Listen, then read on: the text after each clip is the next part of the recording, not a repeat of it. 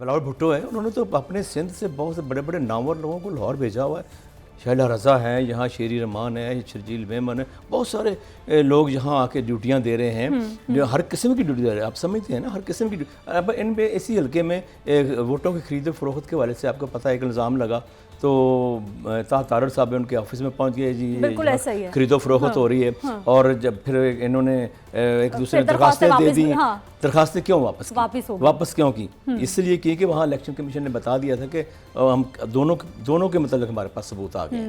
تو پھر انہوں نے کیا کیا کہ یا تو صلح کر لو، درخواستیں واپس لے لو، تو یا پھر ہو سکتا ہے کہ اس حلقے سے الیکشن بھی ملتوی ہو سکتا ہے. تو وہ کیا ہوا پھر انہوں نے دونوں کو واپس لینی پڑی، درخواستیں واپس لیں. تو اس طرح یہ بھی ایک واقعہ سامنے آیا.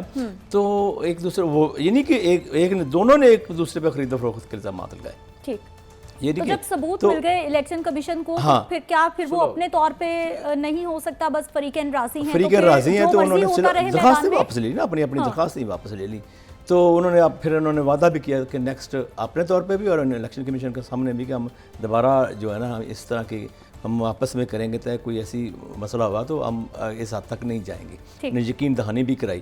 تو یہ صورتحال ہے. اور جب ویسے بھی جب بلاول بھٹو کو سی ای سی کے اجلاس میں، پیپلز پارٹی کے سی ای سی اجلاس ہوا، اس میں وزیر اعظم کا امیدوار نامزد کیا تو آصف زرداری صاحب نے انہیں بالکل فری ہینڈ دیا. اور وہ بالکل اس طرح میرا خیال ہے کہ شاید ہی پیپلز پارٹی تو بہت پہلے سے یعنی الیکشن کمپین میں لگی تھی، اور جلوس انہوں نے 30 شہروں میں انہوں نے جلسوں کا شیڈول بھی دے دیا. بالکل ایسے ہی تو لاہور میں بھی ہوا، دیکھا ہم نے، بہت بڑا وہ بھی جلسہ تھا. تو یہ باقی پارٹیوں نے تو بہت بعد میں کیا، انہوں نے آغاز ہی بہت بعد میں. یہ تو بہت پہلے شروع ہو گئے تھے، اور ینگ آدمی ہیں، انہیں کوئی فرق بھی نہیں پڑتا. اور وہ ہر لحاظ سے وہ جناب پورے ملک میں پھیلا ہے، پورے ملک میں جلسے کیے انہوں نے. تو یوں کہہ سکتے ہیں کہ اس حلقے میں یعنی 9,72,000 کی آبادی میں سے کوئی 5,27,000 وہ فیصلہ کریں گے. تو تگڑا مقابلہ.